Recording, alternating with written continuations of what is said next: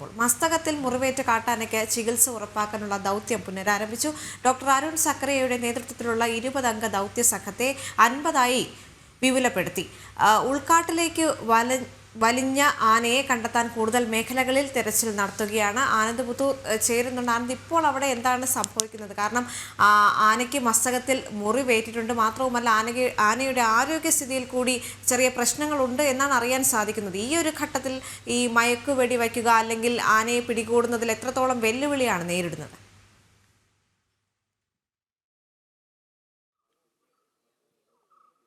എന്നാലും ഏറ്റവും പുതിയ വിവരമനുസരിച്ച് ഈ ദൗത്യ സംഘം വിപുലീകരിച്ചിരിക്കുന്നു. 20-അംഗ സംഘത്തെ 50-അംഗ സംഘമാക്കി ഉയർത്തിയ ഒരു സാഹചര്യം. അല്പസമയം മുമ്പാണ് DFOയുടെ നേതൃത്വത്തിലുള്ള ഒരു വിഭാഗം മീറ്റിംഗ് നടത്തി ആ ഒരു തീരുമാനത്തിലേക്ക് എത്തിയിട്ടുള്ളത്. എന്തായാലും വിവിധ ഗ്രൂപ്പുകളായി തിരിഞ്ഞുകൊണ്ട് ഇപ്പോഴും ഈ ഉൾക്കാട്ടിനകത്ത് ആനയെ തെരഞ്ഞുകൊണ്ടിരിക്കുകയാണ്. മറ്റൊരു പ്രധാനപ്പെട്ട കാര്യം, ഏറ്റവും പുതിയ വിവരമനുസരിച്ച് DFO നൽകിയ ഔദ്യോഗികമായിട്ടുള്ള വിവരമനുസരിച്ച് ഒരു കൊമ്പനാനയെ ഇന്നലെ ഈ പരിക്കേറ്റ ആന പോയ മേഖലയിൽ കണ്ടെത്തിയിട്ടുണ്ട്. പക്ഷെ ആ കൊമ്പനാന തന്നെയാണോ ഈ പരിക്കേറ്റ ആന എന്നുള്ള കാര്യത്തിൽ കൂടുതൽ സ്ഥിരീകരണങ്ങൾ വരുത്തേണ്ടതുണ്ട്. എന്തായാലും ആ ആനയെ ഇപ്പോൾ ട്രേസ് ചെയ്തുകൊണ്ടിരിക്കുകയാണ്.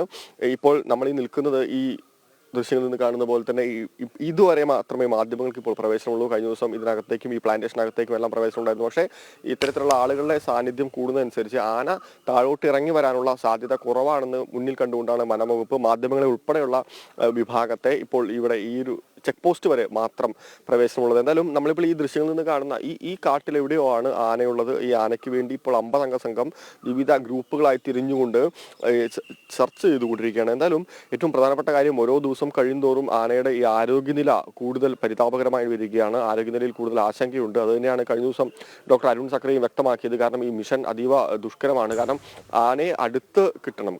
പ്രത്യേകിച്ച് ഈ മയക്കുവെടി വെക്കുക എന്നുള്ള ഒരു ഒറ്റ ഓപ്ഷൻ മാത്രമാണ് ആകെ ഉള്ളത്. ഈ കുങ്കിയാനകളെ കൊണ്ടുവരിക എന്ന് പറയുന്നത് ആവശ്യമെങ്കിൽ മാത്രം എന്നാണ് അദ്ദേഹം ഇന്നലെ പറഞ്ഞത്. ഇന്നും അതേ നിലപാടിൽ തന്നെയാണ് അരുൺ സക്കറിയും സംഘവും തുടരുന്നത്. എന്തായാലും ആനയെ മയക്കുവെടി വെച്ചുകൊണ്ട് അതിനുശേഷം എങ്ങനെയാണ് ആനയുടെ മുറിവുകൾ, അത് എത്രത്തോളം ആപത്കരമാണ് തുടങ്ങിയിട്ടുള്ള കാര്യങ്ങളെല്ലാം ഈ മയക്കുവെടി വെച്ചതിന് ശേഷം മാത്രമേ മനസ്സിലാക്കാൻ വേണ്ടി സാധിക്കുള്ളൂ. ഈ മയക്കുവെടി ഡോസുമായി ബന്ധപ്പെട്ടുള്ള കാര്യങ്ങളെല്ലാം കൃത്യത തന്നെയാണ്. ഈ എല്ലാ സന്നാഹങ്ങളുമുണ്ട്. ആരോഗ്യ സംവിധാനങ്ങളും അതുമായി ബന്ധപ്പെട്ടുകൊണ്ടുള്ള ആരോഗ്യ പ്രവർത്തകരും അതുപോലെ തന്നെ അരുൺ സക്കറിയുടെ നേതൃത്വത്തിൽ സുസജ്ജമാണ്. വനംവകുപ്പ് ഉദ്യോഗസ്ഥരും വനപാലകരും എല്ലാം വിവിധ ചേരികളായി തിരിഞ്ഞുകൊണ്ട് തന്നെയാണ് ഇപ്പോൾ അവിടെ തിരച്ചിൽ നടത്തിക്കൊണ്ടിരിക്കുന്നത്.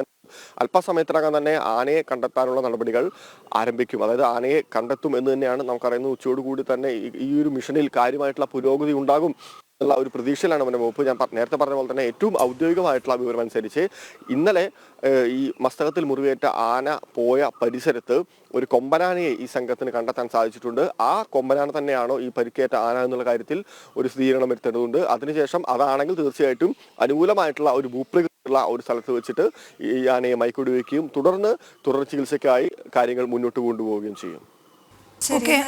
ആനന്ദ്, എനിക്ക് തോന്നുന്നു ഓരോ നിമിഷവും നമുക്കിനി അങ്ങോട്ടേക്ക് പോകേണ്ടി വരും തോന്നുന്നു. കാരണം ഈ 50-അംഗ സംഘം കൂടി എത്തിക്കഴിഞ്ഞതോടെ കൂടുതൽ നിരീക്ഷണ സംവിധാനം ഒന്ന് വിപുലപ്പെട്ടിട്ടുണ്ട്.